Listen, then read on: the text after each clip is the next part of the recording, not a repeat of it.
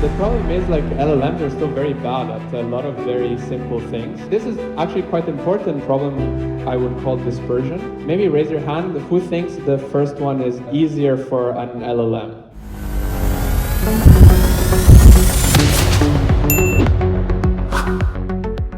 Thanks all. Well, thank you for inviting me. It's actually my first time in Germany, actually surprisingly, but yeah.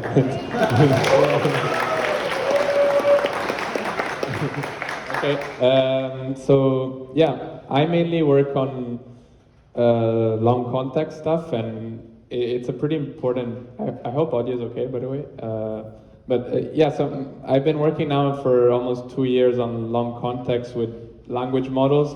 It's a pretty big problem because people want to essentially get language models and give them big documents, and the output should be reasonable, depend on documents. Like obviously, if you can push the context they can take, then you unlock a lot of things, not only in language, but also in audio and videos. Like if you have a long video, this is essentially a lot of tokens. So this is a long context problem.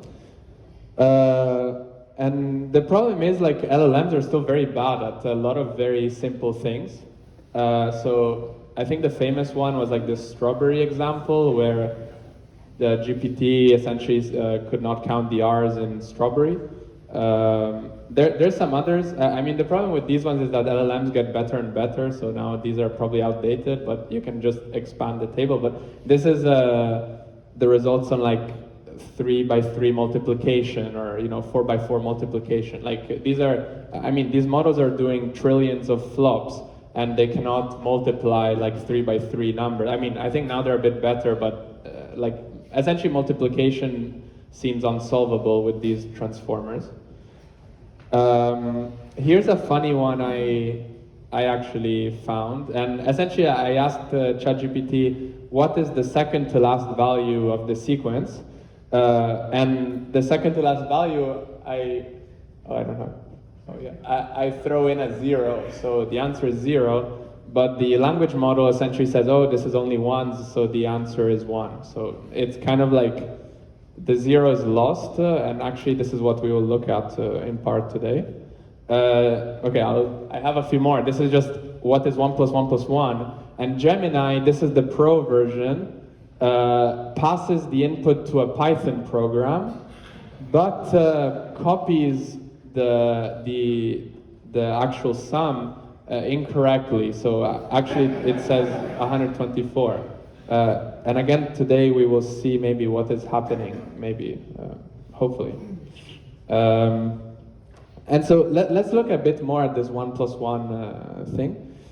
Here, okay, let's ignore it's there's maybe too much information, but essentially I ask, what's 1 plus 1, so on, and I can maybe put 5 ones, 10 ones, 15 up to 200. And then I just plot the histogram of the answers. And you get this big spike at 100. So the model, this was Gemini 1.5 Pro, so maybe, I think the results would be similar. The model, once it sees a big string of ones, outputs 100. And this is probably not surprising. 100 is a very common number in the train set. So, like maybe these models, when you give them this thing, they're not actually counting, they're doing something different. So let's see, when do I end, by the way? Just to remember. In 40 or 45 Okay, minutes. I'll, sure. I'll let you know. You'll let me know. So let's see what is going on.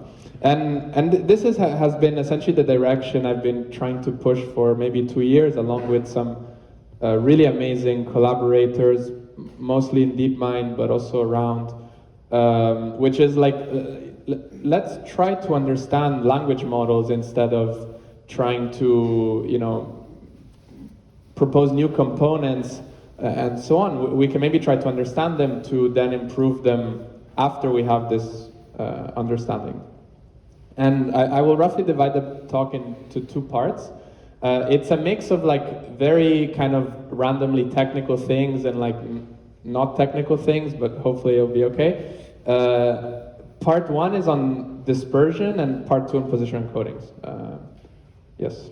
So yeah, we had this paper called "Transformers Need Glasses," which was fun paper. So let's go back at this summing problem. So the x-axis is how big the prompt is.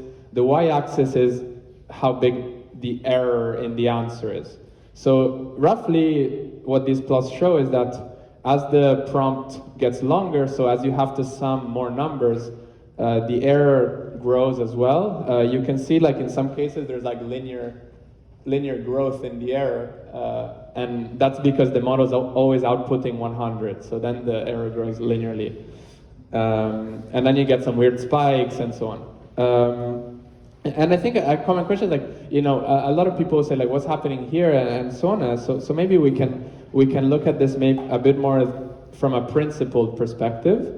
So let's consider these two sequences, maybe this family of sequences. So how many ones are in the following sequence, and I put k ones, and then how many ones are in this other one, and I put k plus 1 ones. So essentially the answer for the top one is k, the answer for the bottom one is k plus 1.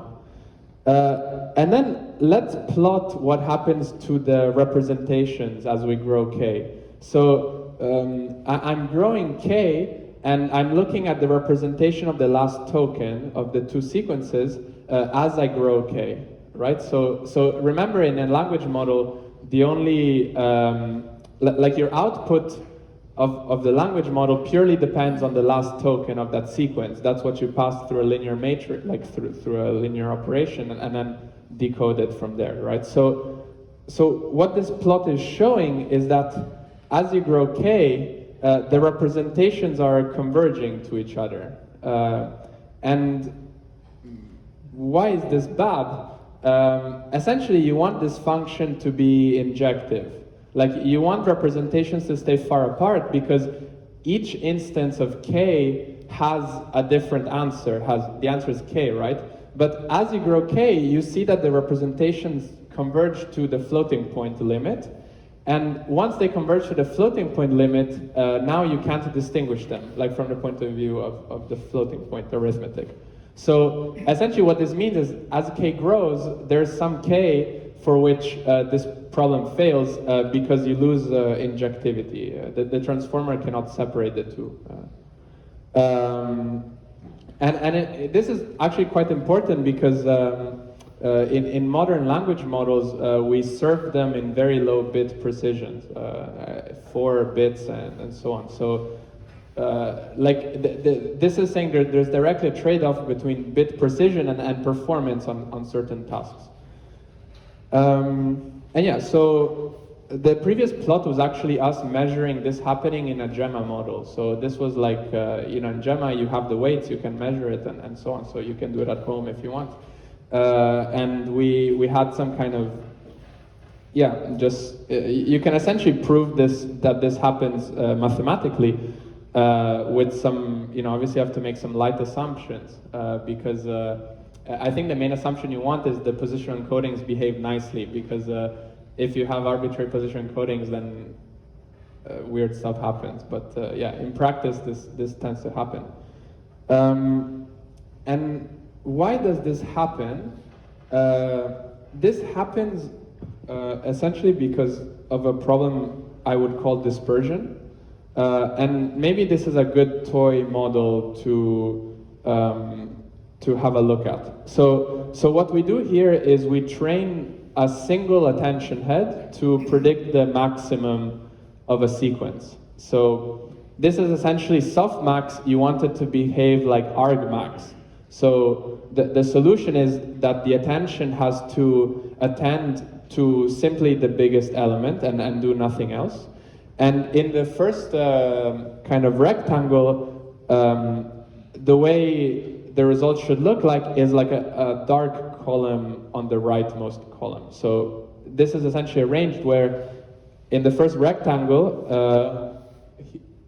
okay, I think the laser bounces off the, but in the first rectangle, like, if you project down to the screen, that's like essentially a perfect solution where the attention head is picking out the maximum. And the key thing here is we train it on 16 elements. And what we do in each box is simply at inference time, so we don't train it again, we simply give it twice the elements. So the second box will have 32, 64, and so on. And you can see in what is happening is that while it's well calibrated, the softmax at 16, as you double the input elements, the softmax starts to disperse. So this is an instance essentially of a failure, like the most simple case of like, this is a failure of long context learning. Like you train a transformer at some length, and simply giving it more tokens mechanically makes it fail because of this problem of dispersion. Why does this happen? The answer is very simple. In the softmax function, the numerator is essentially fixed, and the denominator, as you give it more elements, just gets bigger and bigger, and this results in this dispersion. In fact, you can show that this has to happen. So this also happens in real models.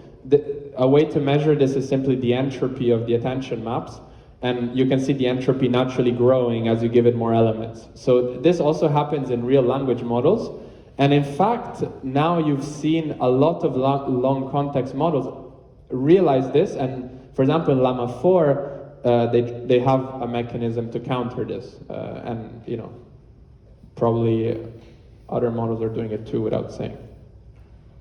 We had a paper on this if you want to check it out. Yeah, and there's also this kind of nice phenomenon of attention sinks. This was really blown up by OpenAI releasing this GPT OSS model because they kind of claim they combat attention sinks.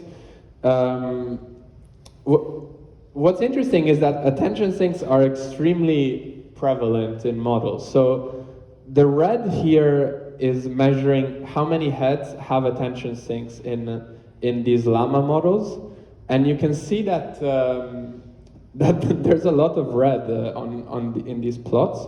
In fact, the biggest LLaMa model, which is 400 billion parameters, this means at 16 bits, this is 800 gigabytes just to load the weights. 80% of the heads are not doing anything. These heads are essentially shut off. Why? We wrote a paper on this. We think to counter this dispersion we were talking about, but you know, I won't go too much into it. We have a paper like essentially why this happens. Maybe it's interesting, but I think the takeaway here is that like we have these giant models, and half of essentially 80% is turned off, and we don't know why. And so also this is, as an aside, this seems like a good thing to look into. Okay, now, yeah, sorry, that was a bit all over the place, but we can go back to the main storyline. So we saw initially this thing about summation. Summation seems to not work. I think the most fundamental operation a language model can do is copying. And you really want copying to work.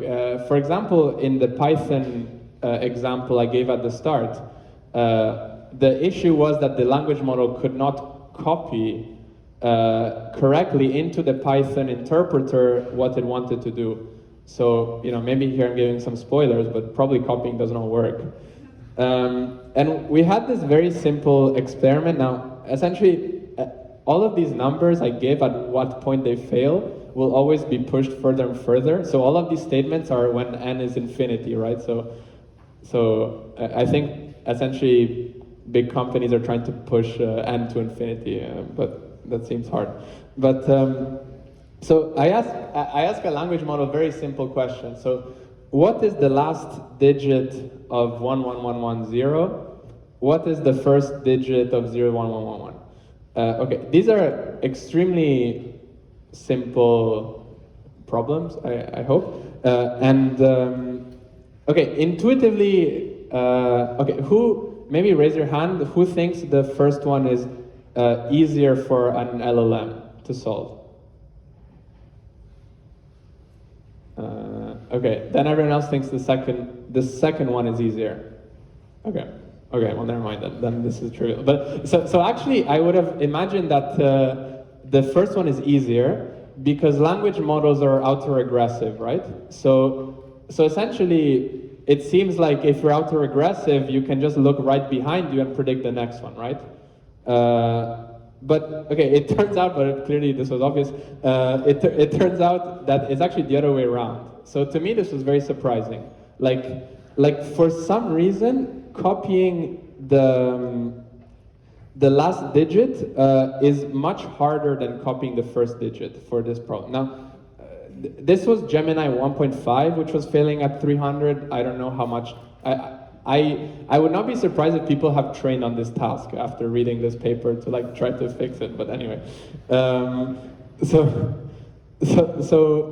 to explain this phenomenon, we kind of came up with this thing called oversquashing. And oversquashing is really trying to understand the way information flows in a language model. So I think that the main interesting part in the attention mechanism of a language model is that it has this triangular mask. So this means that tokens can only attend behind. And this is nothing else but a training trick, because if you did not do this, you have like some BERT-style model, and now you can't backpropagate over all the tokens because you can essentially cheat. So, okay, attention mechanisms have this mask, but the interesting thing is that this mask induces a bias in how information flows. So here we have this kind of diagram where each column is a layer of a language model, and each row, I guess, is like a token, right? So this is the first layer, and then here is the sequence. And I put information that's blue at the second token, and then I put information that's red in the fourth token. And you can see, because of the causal mask, the output of this LLM turns out to be blue. And this is this is induced only by the causal mask. So why is this the case? Is because the blue, essentially the blue token has many more paths that reach the last token, while the red one has much fewer. And this means that for the information from the red one to survive, it has much less chance because the attention mechanism has to kind of keep it in its thing.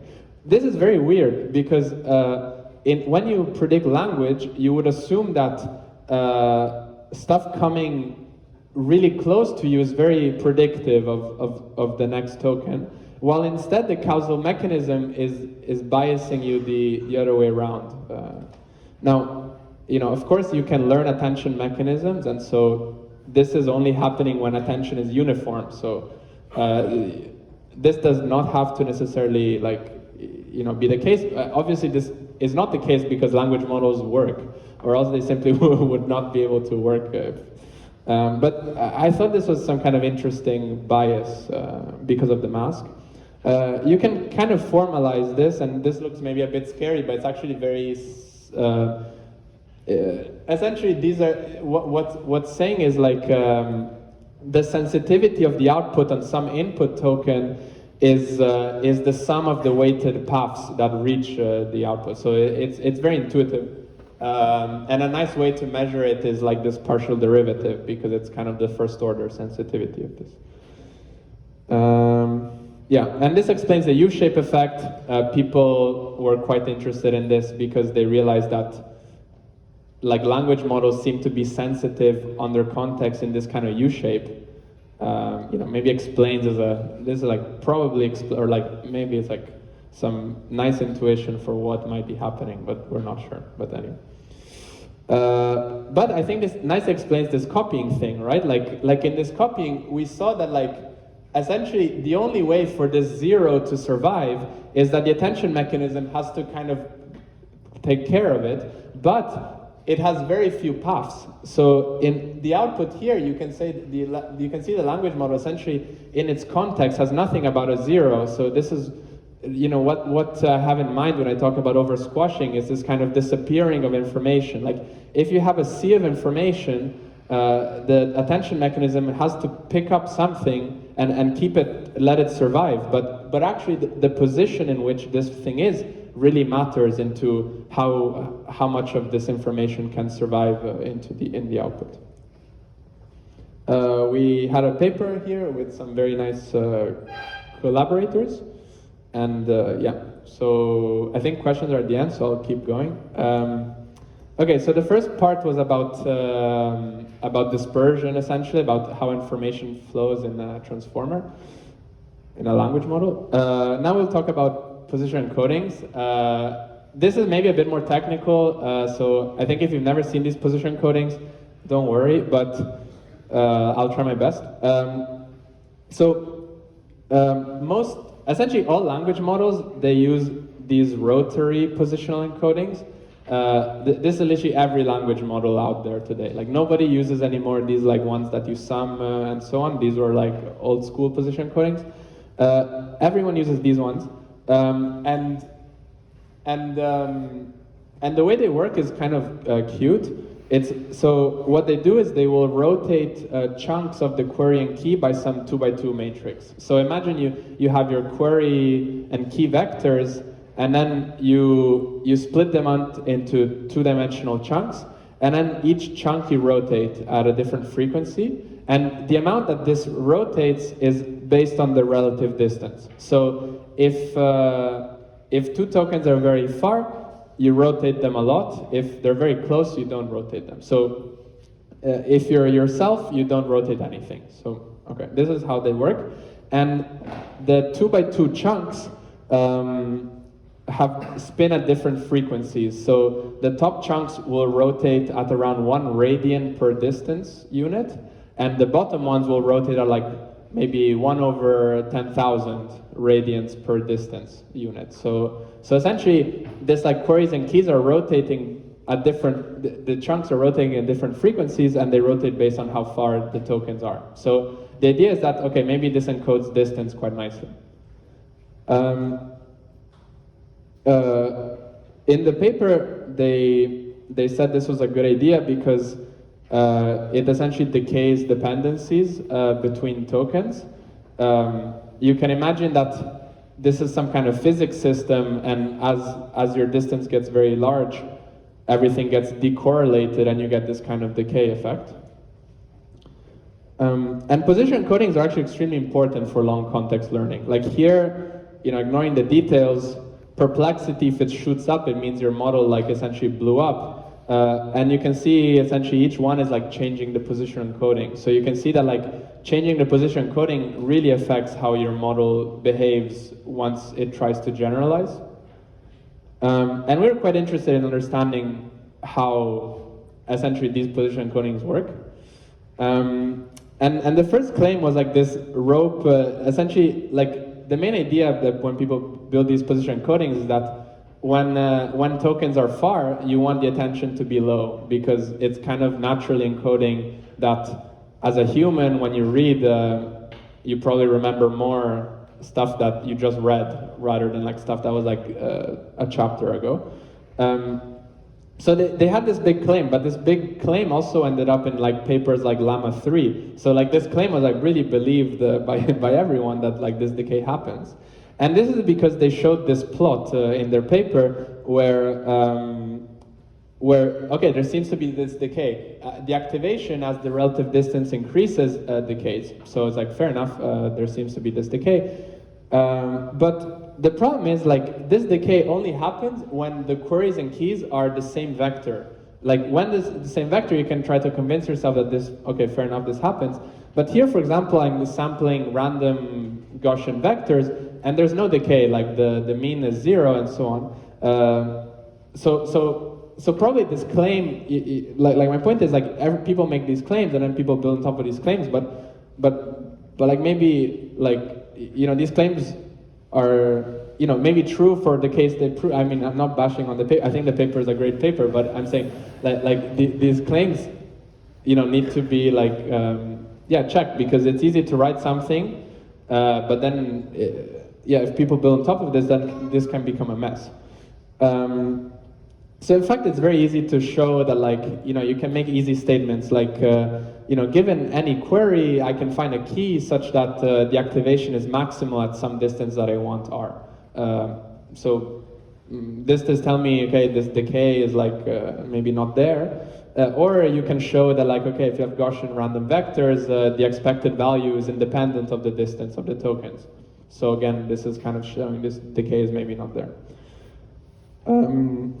So then it's natural to try to figure out what's actually happening, because if the main claim is that these position encodings are useful because they decay attention with distance, but this does not seem to be true, then maybe you can do something, like try to understand. And so here what I'm plotting is the usage of the frequencies. So remember, these position encodings, they rotate two-dimensional chunks, but all these chunks spin at different frequencies. So the really high frequencies spin at like 1 radian per token. The really low ones spin at like 1 over 10,000, let's say, per token. So what immediately is interesting from these plots is that this is in Gemma. The high frequencies, like Gemma seems to really like the low frequencies of these positional encodings. And this is true for the queries and the keys. And this is very unexpected. Like, this is a very sparse pattern that Gemma learns to use. And this pattern does not appear in the value vectors, but this is expected. This is a sanity check, because value vectors are not acted on by these position encodings. These position encodings only act on the query and key. So this is just a sanity check that, okay, like it's clearly something about the position encodings that's causing this behavior. And then if you look at individual attention heads, you can maybe still find some attention heads that really like the high frequencies. So like this is like head 5 and 8 in the first layer of Gemma. And then the other ones have these kind of like dark bands. You can see these dark low frequency bands.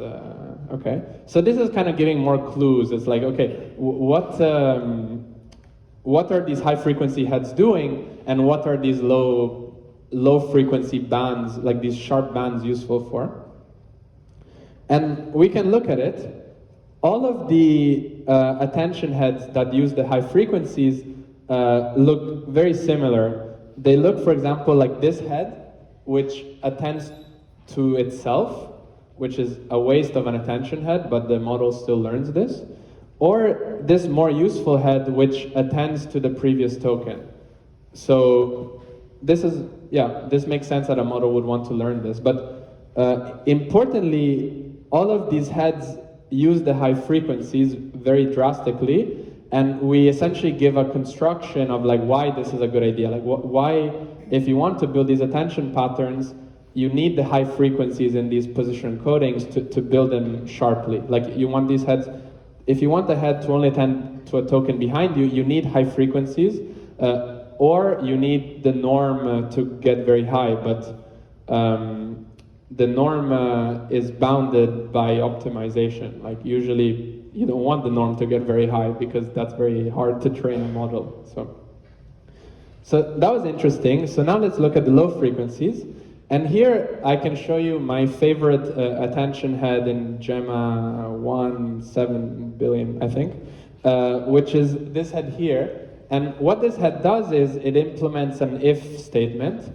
It essentially attends to a token behind it only if it's an apostrophe. Don't ask me how I figured this out. It was like completely by accident, and like I lined up things and I was like, okay, it's apostrophes that it likes. But this is like a very interesting head. So you can see this kind of two modes of operation. Either it attends to the apostrophe, or it attends to the first token. Again, we have a whole paper on this first token, so I won't go into it. But this is essentially a very nice head. It's like an if state. You can trust me, it's like an if statement. If this happens, do this. If not, skip this head. Essentially, this is what it's doing. And you can see this head on the keys. The way it's using the position encodings is very interesting. You can see these high frequency. You can see these high frequencies at the top. They're the ones essentially that make it attend behind. So it's using that, again, the high frequencies are useful to do this, is it behind me kind of thing. And then it has this very low, like high norm band. And this band is interesting because if you try to reverse engineer it, what it's doing is it's detecting the first token. So this band, and why is it in the low frequencies, right? Like this is the main question. Like why is it building this, this detection of the first token in the low frequencies? It's because the way it's detecting it is purely semantic.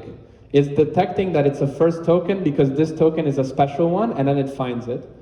But the way it's detecting it is actually independent of position. The way it's detecting it is purely semantic, and so the best method it has to do this semantic operation is to use the low frequencies, because these are the ones that are most invariant to position. So in some sense, low frequencies, because they spin very slowly, they're the only thing it has to implement something that's independent of position. And so that's interesting. So essentially we saw that it likes to use the low frequencies, but there's a problem here. And the problem is that they still spin. And the issue is that if now you start to give it more and more tokens, and this spins very slowly, but it now flips sign because it spun too much, and now the dot product flips sign, then the attention pattern breaks. And in fact, people, like for example, in LLaMa 3, so in these Gemma models, the low frequencies spin at 1/10,000, but that Gemma model was only supporting a context of 8,000 tokens. So 8/10, that's like less than a radian. So the small frequencies spin still less than a radian. But now if I give it 100,000 tokens, they will spin 10 radians. So in fact, these models all broke at this context length. In the new LLaMa at that time, they said, oh, let's lower the wavelength, so make these things spin less, because they thought it was fixing the decay that the original paper was saying. But instead, our point is that it's not fixing the decay, it's giving low enough frequencies to the model to implement semantic attention based on semantics, because or else you literally cannot, because you keep spinning and you cannot implement this. Okay, then let's make a quick change to rope, and let's take the low spinning frequencies and set them to 0, so we don't make them spin. Now they become purely semantic channels.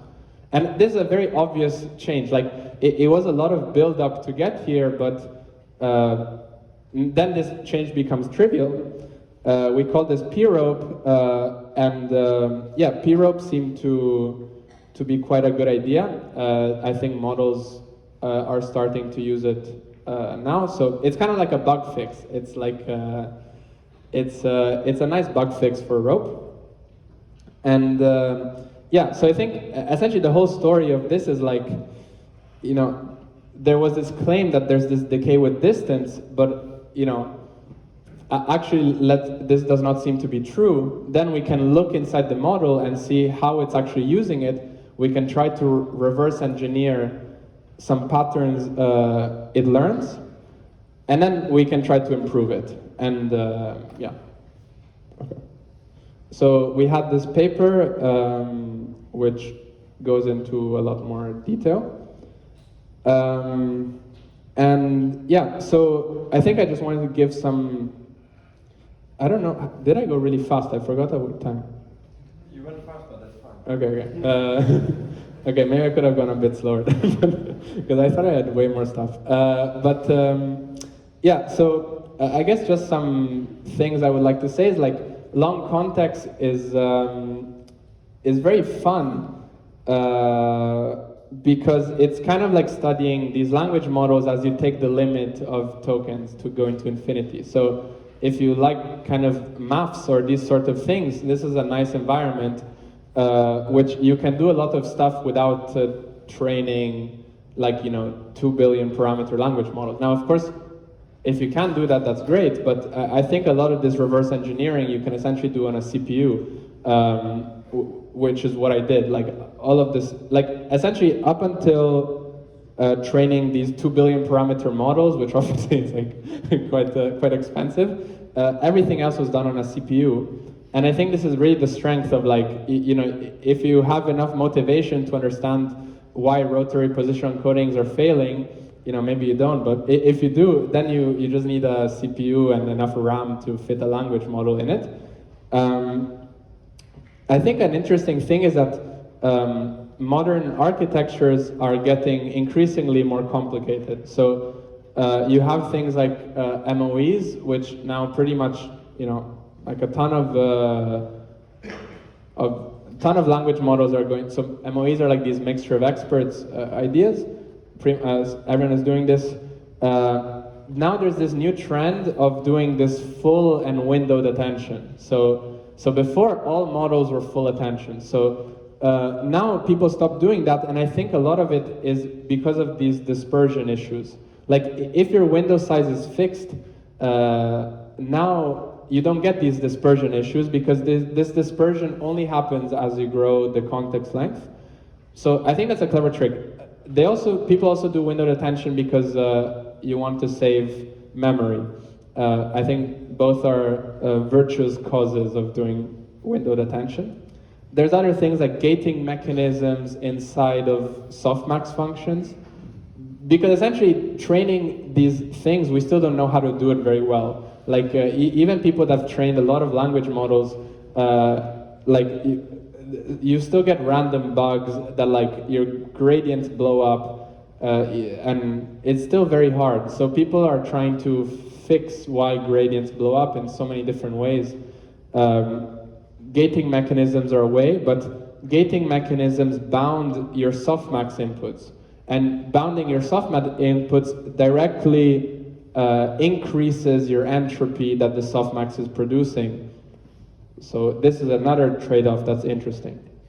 There are these things like swigloos, which are like the new MLPs that people use, which I have no idea what they do, and I don't want to touch them, but maybe it's worth understanding why they're so good.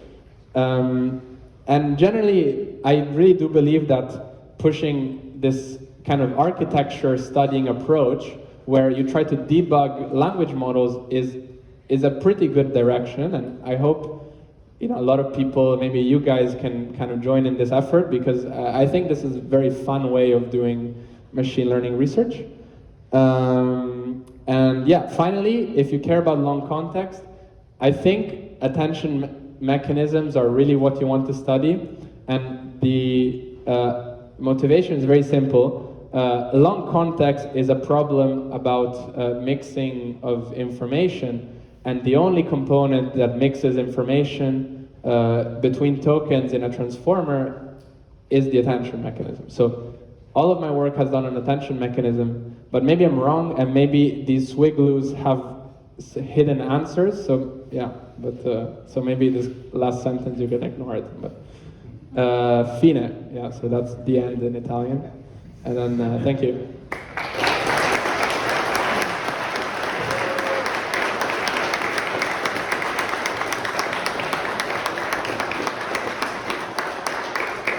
All right, thank you, Federico. So now we will have like 10 minutes for questions. So if you have a question, please raise your hand and we will give you the microphone. And please limit yourself to one question, because there are so many people. Right.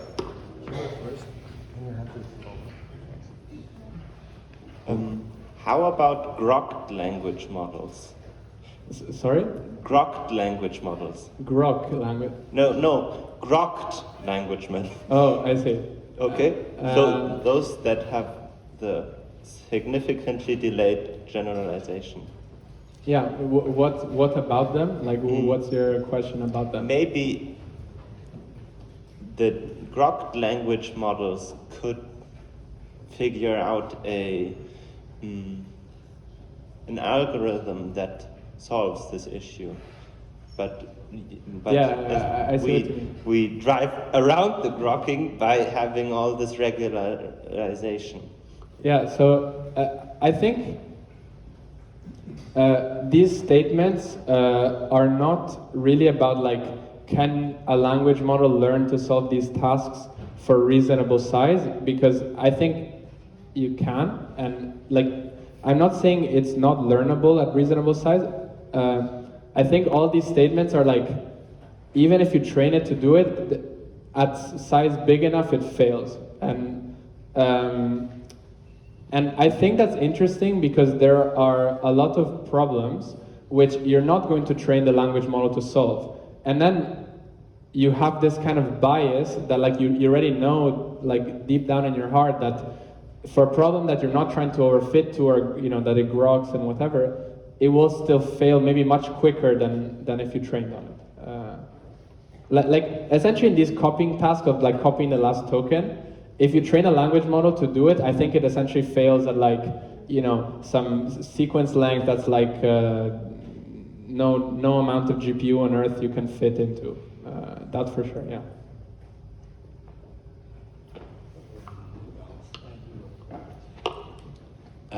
Thanks for the talk. Like with the task where you have to find the zero at the end of the long sequence, do you think recurrent neural networks would be better with that? Yeah, that's a good question. So I think historically in recurrent models, people were very worried about this vanishing gradients problem, and these problems are very related. Because this vanishing gradients is essentially an issue of, vanishing gradients refers to the gradients with respect to a loss function, but mechanically, the same thing happens. So in that sense, I think recurrent models, it's hard to say. Probably I think in recurrent models, you won't have this issue because you can find weights that will solve these kind of problems perfectly, but they still have this kind of topological issues at heart. But yes, you can definitely find ways to solve these tasks with recurrent models perfectly. So I guess they do solve it, but I don't think they're better than transformers, essentially, is my point.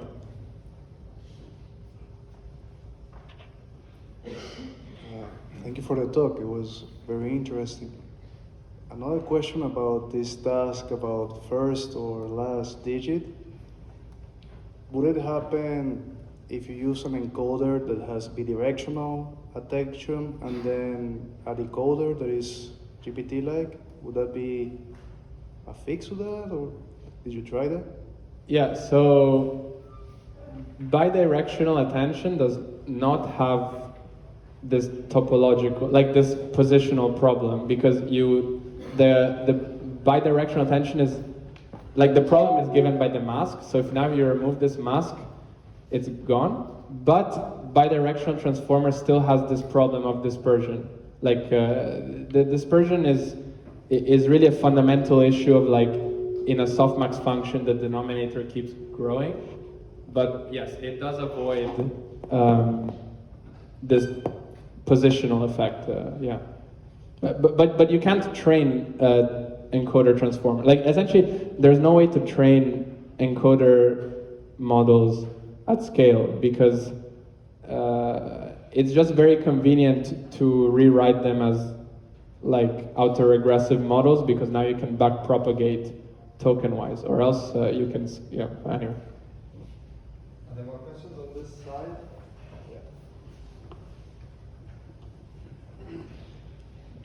Hi. I'm still trying to understand how comes you have been specifically talking about models that have been released beginning of 2024, which are not in use, I think, by anyone at this point, and there's been a lot of development since then. So I still try to understand like how relevant are like the key loadings there when it comes to new models. So like this, for example, this says with like, tell me what's the second last digit. At least the models that I tried, they all got it done correctly. So curious. Yeah, I think, so when I show this stuff, I get it a lot. like this thing, okay, I tried it and it works now. I think the point is, I tried to make this point that these tasks are very simple, and like the fact that these like 400 or however big those ChatGPT models at the time were failed on it, to me is pointing out something very mechanical happening. Now, these models are getting better and better, so the size at which they fail at will get higher and higher, and probably this doesn't grow, like it probably gets easier and easier for them, like pretty quickly. But I think it's interesting intuition. Like if you observe that representations converge and so on, I think it gives good insights into fixing these things. And a lot of these models have fixed these things. So a lot of new models, they use windowed attention, which does not have these problems. So it's maybe not unsurprising that people have essentially drifted to architectures that work well doing this stuff because these models are just getting better. And if I might add one last one, diffusion-based LLMs, do you have a take on that? Yeah, yeah, I don't think I have a very intelligent take on them at the moment, so yeah, they sound cool. I think people are pushing them. Yeah, they're pushing them a lot, and they have different trade-offs. Like maybe they don't perform as well, but they're very fast. So yeah, it's a trade-off. Do we have one more question here? I couldn't understand the frequency part that you were talking. Like is it the occurrence of tokens you're talking about, or like what was? You mean these ones? Yeah, exactly. Yeah. Yeah. So yeah, I mean these rotary position encodings, essentially they rotate queries and keys. They chunk them and then rotate each chunk at different frequencies, and that's essentially fixed. And so when I'm plotting the frequency is like I'm looking does the model prefer to use the parts of the query that spin a lot, or does the model prefer to use the parts that don't spin very much? So I'm looking at how much norm the model allocates to that part of the query that spins a lot, for example, if that makes sense. Okay. Okay. Thank you. What's the top left? Why is the top left so blue, by the way? So yeah, because the first layers like to implement attention heads that are very positional. So my working kind of model is that the first layer is the only one that has direct access to semantics, and so it will copy a lot of information based, like it has access to semantics because it's raw tokens. So the attention mechanism will learn patterns to kind of store information, and a lot of these patterns tend to be very positional, at least in this model, but I think it's roughly true. All right, then let's thank Federico again for the nice talk.